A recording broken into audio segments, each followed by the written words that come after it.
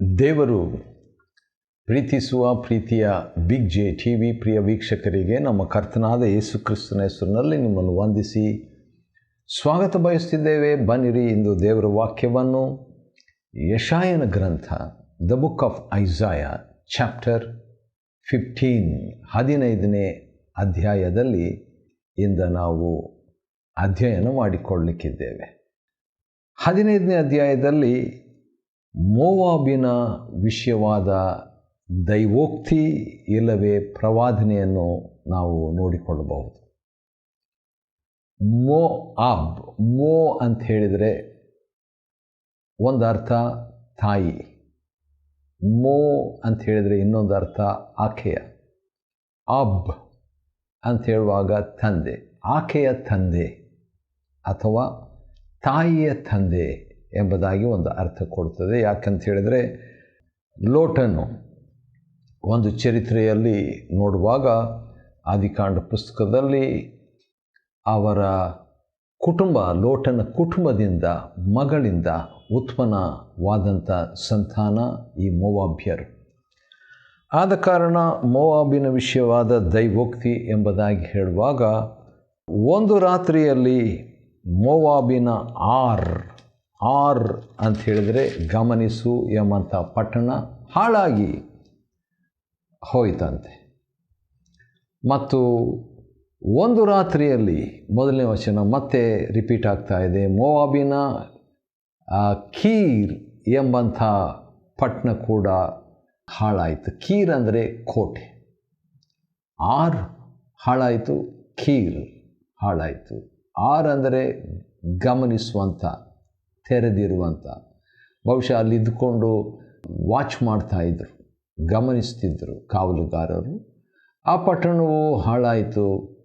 R ಎಂಬ ಪಟ್ಟಣ, ಕೀರ್ ಎಂಬ ಪಟ್ಟಣ ಕೂಡ ಹಾಳಾಯಿತು. ಯಾಕಂದರೆ ಅದೊಂದು ಕೋಟೆ ಪಟ್ಟಣವಾಗಿತ್ತು ಮೋವಾಬ್ನಲ್ಲಿ. ಮತ್ತು ಹಾಗೆ ಬೈತ್ ಮತ್ತು ದಿಬೋನ್ ಊರುಗಳು, ಎರಡು ಊರಿತ್ತು. ಬೈತ್ ಅಂತ ಹೇಳಿದರೆ ಮನೆ,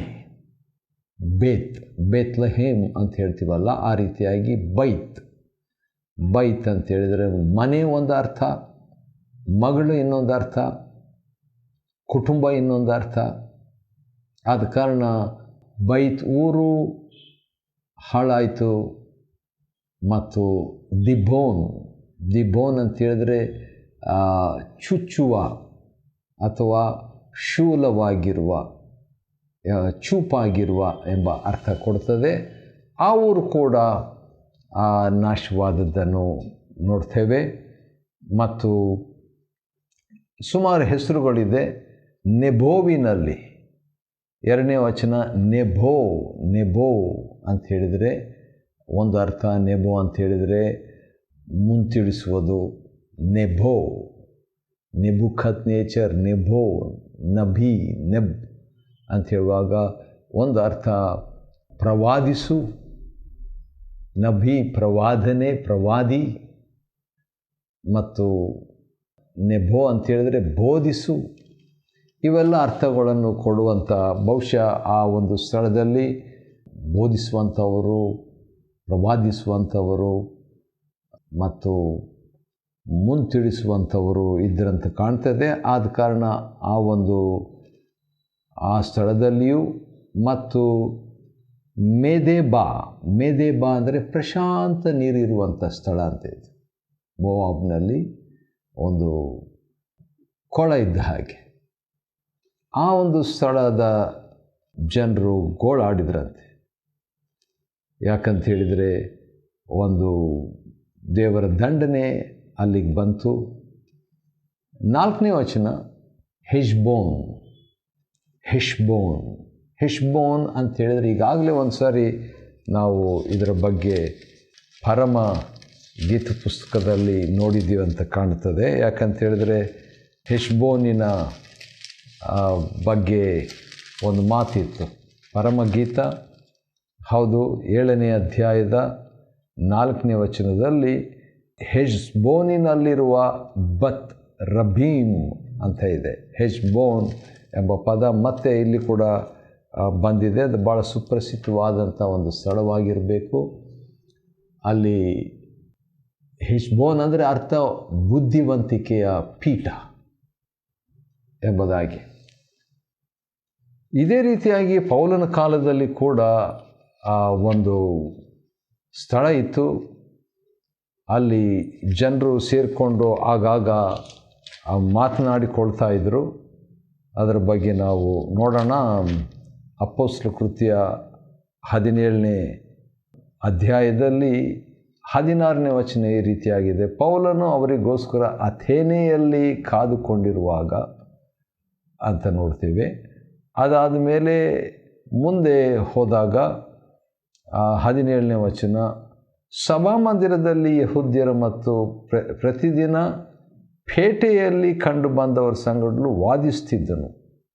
ಅದಲ್ಲದೆ 18ನೇ ವಚನ, ಎಪಿಕೂರಿಯರು, ಸ್ತೋಯಿಕರು ಎಂಬ ತತ್ವ ವಿಚಾರಕರು. ನೋಡ್ರಿ, ಆ ಕಾಲದಲ್ಲಿ ಕೂಡ ಈ ತತ್ವ ವಿಚಾರಕರು ಇದ್ದರು. ಮತ್ತು ಕೆಲವರು ಅವನ ಸಂಗಡ ಚರ್ಚೆ ಮಾಡಿದರು. ಹೌದು, ಯಾಕಂದರೆ ಅವರಿಗೆ ಇಂಥ ಮಾತುಗಳನ್ನು ಕೇಳಿಸ್ಕೋಬೇಕು, ಹೊಸ ಹೊಸ ಸುದ್ದಿಯನ್ನು ಕೇಳಿಸ್ಕೋಬೇಕು ಎಂಬಂಥದ್ದು.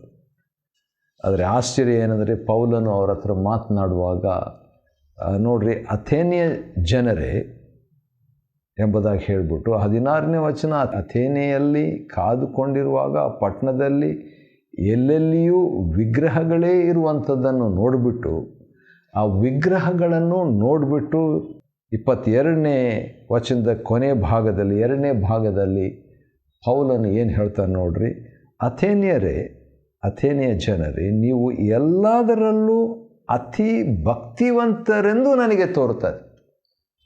ನೋಡಿ ಯಾವ ರೀತಿಯಾಗಿ ಪೌಲನು ಅವರಿಗೆ ಮಾತನಾಡ್ತಾನೆ. ನಾನು ನಿಮ್ಮ ಪಟ್ಟಣದಲ್ಲಿ ತಿರುಗಾಡ್ತಾ ನೀವು ಪೂಜಿಸುವ ದೇವತಾ ಪ್ರತಿಮೆಗಳನ್ನು ಚೆನ್ನಾಗಿ ನೋಡುತ್ತಾ ಇದ್ದಾಗ ಒಂದು ಬಲಿಪೀಠವು ನನ್ನ ಕಣ್ಣಿಗೆ ಬಿತ್ತು.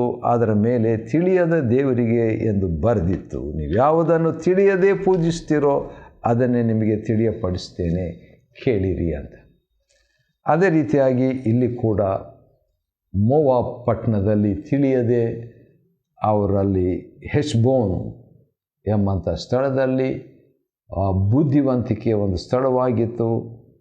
ಅಲ್ಲಿ ಕೂಡ ದೇವರ ತೀರ್ಪು ಮಾಡುವಂತೆ ಆಯಿತು.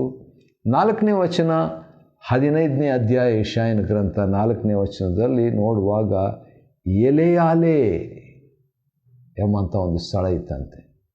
ಅದರ ಅರ್ಥ ಏನಂತ ಹೇಳಿದ್ರೆ, ಎಲೆಯಾಲೆ ಅಂತ ಹೇಳಿದ್ರೆ ಅಂತ ಹೇಳುವಾಗ ದೇವರು ಮೇಲಕ್ಕೆ ಹೋಗುವುದು ಎಂಬಂಥ ಒಂದು ಅರ್ಥ.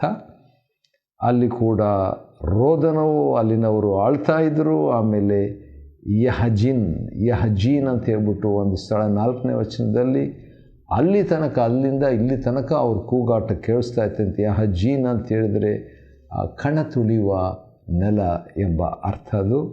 ಅಲ್ಲಿ ಕೂಡ ಈ ರೀತಿಯಾಗಿ ಬರೆಯುವಾಗ 2 ಪದಗಳನ್ನು ನಾವು ಗಮನಿಸಬೇಕಾಗ್ತೈತೆ. 4ನೇ ವಚನದಲ್ಲಿ ಏನಂತಿದೆ, ಹೌದು, ಅದರ ಆತ್ಮವು ತನ್ನೊಳಗೆ ತತ್ತರಿಸುತ್ತದೆ ಎಂಬಂಥ ಒಂದು ಮಾತು. ಆಮೇಲೆ 5ನೇ ವಚನದಲ್ಲಿ ನನ್ನ ಹೃದಯವು ಮೋವಾಬಿನ ನಿಮಿತ್ತವಾಗಿ ಮೊರೆ ಇಡ್ತದೆ ಎಂಬಂಥ ಒಂದು ಹೇಳಿಕೆ ಕೂಡ ನಾವಲ್ಲಿ ನೋಡ್ತೇವೆ. ಸರಿ, ಹಾಗೆ 5ನೇ ವಚನಕ್ಕೆ ನಾವು ನೋಡುವಾಗ ಚೆಯೂರಿಗೂ ಅಂತ ನೋಡುವಾಗ, ಚೆಯೂರ್ ಅಂತ ಹೇಳಿದರೆ ಚಿಕ್ಕ ಊರಿನಿಂದ, ಮತ್ತು ಇನ್ನೊಂದು ಅದಕ್ಕಿಂತಲೂ ದೊಡ್ಡ ಎಗ್ಲತ್ ಶೆಲಿಶಿಯಾಕು ಓಡಿ ಹೋಗ್ತಾರೆ, ಅಂದರೆ ಅಳ್ತಾರೆ. ಹೌದು, ಲೋಹಿತ್ ಅಂತ ಹೇಳ್ಬಿಟ್ಟು ದಿನ್ನೆ ಒಂದು ಇತ್ತಂತೆ, ಅಲ್ಲಿ ಕೂಡ ನೆಲದ ದಿನ್ನೆ, ಅದನ್ನು ಹತ್ತುತ್ತಾರೆ. ಆಮೇಲೆ 5ನೇ ವಚನ ಹೋರುನಹಿಮ್ ಅಂತ ಹೇಳುವಾಗ 2 ಗವಿಯ ಒಂದು ಸ್ಥಳ, ಊರು ಅಂತ. ಅಲ್ಲಿ ಕೂಡ ಅವರು ದಣಿಗೈತಾರೆ. ಈಗ ನಾಶನ ಇವೆಲ್ಲ ರೋದನೆ ಇವೆಲ್ಲ ನೋಡುವಾಗ ದುಃಖ ದುಃಖ ದುಃಖ ಆ ರೀತಿಯಾಗಿ ಇರುವಂಥದ್ರ ಕುರಿತಾಗಿ ನೋಡ್ತೀವಿ. ಭಾಳ ದುಃಖದ ಒಂದು ಸಂಗತಿ ಈ ಮೋವಾಬ್ ಎಂಬಂಥ ಊರು. ಇದರಿಂದ ಏನಾದರೂ ಒಳ್ಳೆಯದು ಬರುವ ಸಾಧ್ಯತೆ ಉಂಟೋ ಎಂಬುದಾಗಿ ನೋಡುವಾಗ ಆಶ್ಚರ್ಯ ಏನಂದರೆ, ಹೌದು, ಮೋವಾಬ್ ಪ್ರಾರಂಭ ಚೆನ್ನಾಗಿರಲಿಲ್ಲ. ಇತಿಹಾಸದ ಪ್ರಕಾರವಾಗಿ ದಂಡನೆಗೆ ಪಾತ್ರವಾಗಿತ್ತು. ಆದರೂ ಕೂಡ ನಾವು ನೋಡುವಾಗ ಆ ಮೋವಾಬಿನ ಒಬ್ಬ ಸ್ತ್ರೀಯ ಬಗ್ಗೆಯೇ ಒಂದು ಪುಸ್ತಕವೇ ಇರುವಂಥದ್ದನ್ನು ನಾವು ನೋಡ್ಬೋದು. ನೋಡೋಣ ಎಲ್ಲಿದೆ ಅಂತ ಹೇಳಿಬಿಟ್ಟು. ಅದು ಹೌದು, ನ್ಯಾಯಸ್ಥಾಪಕರ ಕಾಲದಲ್ಲಿ ನಡೆದಂಥ ಒಂದು ಘಟನೆ, ಒಂದು ಚಿಕ್ಕ ಪುಸ್ತಕ ಅದರಲ್ಲಿ ಇದೆ. ರೂತಳ್ ಮೋವಾಬ್ಯಳಾದ ರೂತಳು ಒಂದು ಹೆಸರೇ, ಒಂದು ಪುಸ್ತಕನೇ ಬೈಬಲ್ನಲ್ಲಿ ಇದೆ. ಮೋವಾಬ್ಯರ ವಿಷಯದಲ್ಲಿ ದೇವರು ಒಂದು ಮಹಾ ಕಾರ್ಯವನ್ನು ಈಕೆಗೆ ಮಾಡಿದ್ದು. ಹೌದು, ರೂತಳು ಅಂತ ಹೇಳಿದರೆ ಆ ಮಾತಿನ ಅರ್ಥ ಜೊತೆಗಾರತಿ ಎಂಬುದಾಗಿ, ಮತ್ತು ದೇವರ ಒಂದು ಜೊತೆಗಾರತಿಯಾಗಿ ಈ ರೂತಳು ಇದ್ದದ್ದನ್ನು ನೋಡಬಹುದು. ಆಶ್ಚರ್ಯ ಏನಂದರೆ, ಮೋವಾಬಿನವರು ಇಸ್ರಾಯೇಲರಿಗೆ ವೈರಿಗಳೇ ಆಗಿದ್ದರು. ಆದರೆ ಕೂಡ ಇಸ್ರಾಯೇಲನ್ನು ಅಲ್ಲಿ ಒಂದು ಭಾಳ ಸುಂದರವಾದಂಥ ಒಂದು ಚಿತ್ರವನ್ನು ನಾವು ನೋಡ್ಬೋದು. ಮೊನ್ನೆ ದಿವಸ ಈ ರೂತಳ ಪುಸ್ತಕ ಅಧ್ಯಯನ ಮಾಡಿಕೊಳ್ತಾ ಇರುವಾಗ, ನವೋಮಿ ಇಸ್ರಾಯೇಲ್ ಯಹೂದ್ಯಳಿಗೂ ಮತ್ತು ಮೋವಾಬ್ಯಳಾದ ರೂತಳಿಗೂ ಸಂಬಂಧ ಇತ್ತು, ಅತ್ತೆ ಸೊಸೆ.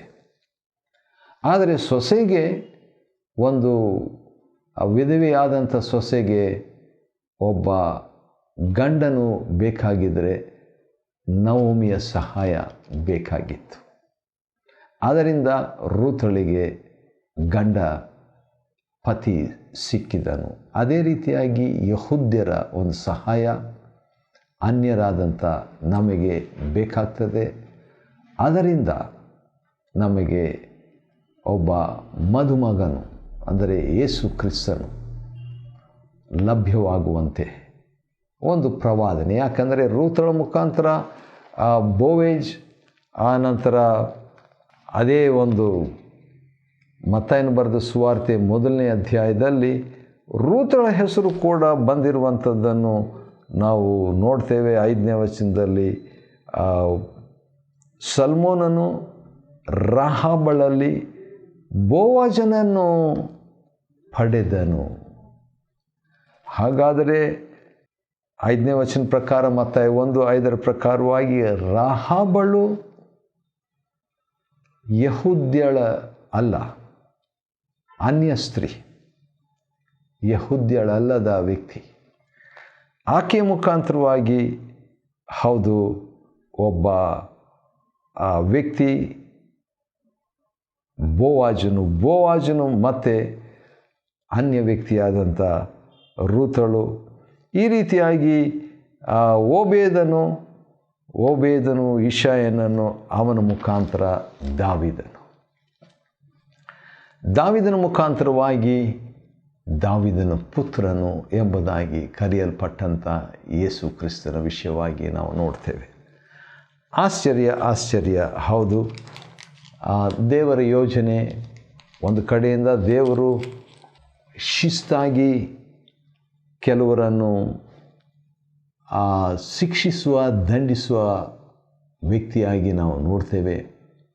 ಅದೇ ಸಂದರ್ಭದಲ್ಲಿ ದೇವರು ಅಂಥವರನ್ನು ಉಪಯೋಗ ಮಾಡಿಕೊಂಡು ತನ್ನ ಕ್ರಿಸ್ತನನ್ನು ಪ್ರಕಟಪಡಿಸುವಂಥ, ತರುವಂಥ ಒಂದು ಕಾರ್ಯವನ್ನು ಮಾಡಿದ್ದನ್ನು ನಾವು ನೋಡ್ತೇವೆ. ಸರಿ, 15ನೇ ಅಧ್ಯಾಯ ಯೆಶಾಯನ ಗ್ರಂಥಕ್ಕೆ ಹಿಂದಿರುಗಿ ನಾವು ಬರೋಣ. ಅಲ್ಲಿ ನೋಡುವಾಗ ಪ್ರಲಾಪ ಮೋವಾಬಿನ ಎಲ್ಲೆಗಳ ಕಡೆಗೆ ಹಬ್ಬಿದೆ. ಅದರ ಅರಚಾಟವು 8ನೇ ವಚನ ಎಗ್ಲಯೀಮಿನ ತನಕ ಅಂತ ಹೇಳಿದ್ರೆ, ಎಗ್ಲಯೀಮ್ ಅಂತ ಹೇಳಿದರೆ 2 ಕೊಳ ಅಂತ ಹೇಳ್ಬಿಟ್ರು, ಡಬಲ್ ಪಾಂಡ್. ಅಲ್ಲಿ ಕೂಡ ಅದರ ವ್ಯಾಪಿಸಿತಂತೆ. ಮತ್ತು ಬೇಯೇರ್ ಅಂತ ಹೇಳ್ಬಿಟ್ಟು ನೋಡುವಾಗ, ಬೇಯೇರ್ ಅಂತ ಹೇಳಿದರೆ ಬಾವಿ, ಬೇರ್ಷೆಬ ಅಂತ ಹೇಳ್ತೀವಲ್ಲ, ಬೇಯೇರ್ ಅಂತ ಹೇಳಿದರೆ ಬಾವಿಯ ನಾಯಕರು ಅಂತ ಹೇಳ್ಬಿಟ್ಟು, ವೆಲ್ ಆಫ್ ಹೀರೋಸ್. ಬಹುಶಃ ಅದಕ್ಕೊಂದು ಕತೆ ಇದ್ದಿರಬಹುದು, ಯಾವ ರೀತಿಯಾಗಿ ಕೆಲವು ಹೀರೋಗಳು ಆ ಬಾವಿಯನ್ನು ಅಗೆದಿದ್ದರ ಕುರಿತಾಗಿ. ಹಾಗೆ ಮುಂದುವರಿತಾ ಇರುವಾಗ ಅಲ್ಲಿನ ನೀರು ರಕ್ತಮಯವಾದಂಥ ರೀತಿಯಲ್ಲಿ ಇರುವಂಥದ್ದನ್ನು ಗಮನಿಸ್ತೇವೆ. ಅಲ್ಲಿ ತಪ್ಪಿಸಿಕೊಂಡು ಉಳಿದವರ ಮೇಲೆಯೂ ದೇಶದಲ್ಲಿ ಸಿಂಹವನ್ನು ಬರಮಾಡುವೆನು. ಆ ರೀತಿಯಾಗಿ ಮುಕ್ತಾಯವಾಗ್ತದೆ ಈ ಒಂದು ಅಧ್ಯಾಯ, 15ನೇ ಅಧ್ಯಾಯ. ಆದರೆ ಸಿಂಹವನ್ನು ಬರಮಾಡುವೆನು ಎಂಬುದಾಗಿ ನೋಡುವಾಗ ಇದೇ ರೀತಿಯಾಗಿ ದೇವರು ಇನ್ನೊಂದು ಕಡೆ ಕೂಡ ಬರಮಾಡಿದಂಥ ಒಂದು ಸಂಗತಿಯನ್ನು 2ನೇ ಅರಸುಗಳ ಗ್ರಂಥದಲ್ಲಿ ನಾವು ನೋಡಿಕೊಳ್ಬೋದು. ಅದನ್ನು ಕೂಡ ನಾವು ನೋಡಿಕೊಳ್ಳೋಣ್ರಿ. 2ನೇ ಅರಸುಗಳ ಗ್ರಂಥ ಮತ್ತು 17ನೇ ಅಧ್ಯಾಯ ಭಾಳ ವಿಚಿತ್ರವಾದಂಥ ಒಂದು ಘಟನೆಯಲ್ಲಿದೆ. 17, 2ನೇ ಅರಸುಗಳು 17 ಮತ್ತು 25ನೇ ವಚನದಲ್ಲಿ ಈ ರೀತಿಯಾಗಿದೆ. ಅದೇನಂತ ಹೇಳಿದರೆ, ಅವರಿಗೆ ಆರಂಭದಲ್ಲಿ ಯೆಹೋವನ ಭಯಭಕ್ತಿ ಇರಲಿಲ್ಲ. ಯಾವುದೋ ಒಂದು ಸಮಾರ್ಯದವರ ಬಗ್ಗೆ ಇಲ್ಲಿ ಒಂದು ಮಾತಿದೆ. ಅವರಿಗೆ ಭಯಭಕ್ತಿ ಇಲ್ಲವಾದ್ದರಿಂದ ದೇವರು ಸಿಂಹಗಳನ್ನು ಕಳುಹಿಸಿದನು ಮತ್ತು ಅದರ ನಿಮಿತ್ತವಾಗಿ ಅಲ್ಲಿ ಅನಾಹುತ ಆಯಿತು. ಆದರೆ ಇದರಿಂದ ಒಂದು ಪಾಠ ನಾವು ಕಲಿಯುವಂಥದ್ದು ಏನಂತ ಹೇಳಿದರೆ, ಹೇಗೋ ಅಲ್ಲಿನ ಜನರಿಗೆ ಆ ವಿಷಯ ಗೊತ್ತಾಯಿತು. ಅಶ್ಶೂರ್ಯದ ಅರಸನು ಸೇವಕರು ತಮ್ಮ ಅರಸನಿಗೆ, ನೀನು ಸಮಾರ್ಯ ಪಟ್ಟಣದೊಳಗೆ ಕಳಿಸಿದ ಆಯಾ ಊರುಗಳ ಜನರು ಆಯಾ ದೇಶಗಳ ದೇವರಿಗೆ ನಡೆಯತಕ್ಕ ರೀತಿಯನ್ನು ಅರಿಯದವರಾಗಿದ್ದಾರೆ. ಆದ್ದರಿಂದ ಅಲ್ಲಿನ ದೇವರು ಸಿಂಹಗಳನ್ನು ಕಳುಹಿಸಿ, ಆ ವರ್ತಮಾನ ಅಲ್ಲಿ ಕೂಡ ಹೇಳ್ತಾರೆ. ಅದನ್ನು ಕೂಡ ನಾವು ದೇವರು ಮೊದಲನೇ ಸಾರಿ ಅಲ್ಲ, 2ನೇ ಸಾರಿ ಕೂಡ ಆ ರೀತಿಯಾಗಿ ಕಳಿಸಿದ್ದನ್ನು ನಾವು ನೋಡ್ತೇವೆ. ಸರಿ, ಯೆಶಾಯನ ಗ್ರಂಥ 15ನೇ ಅಧ್ಯಾಯವನ್ನು ಅಧ್ಯಯನ ಮಾಡಿಕೊಳ್ಳುವಂತೆ ದೇವರು ಕೊಟ್ಟ ಕೃಪೆಗಾಗಿ ಆತನಿಗೆ ಸ್ತೋತ್ರವಾಗಲಿ. ದೇವರು ನಿಮ್ಮನ್ನು ಆಶೀರ್ವದಿಸಲಿ.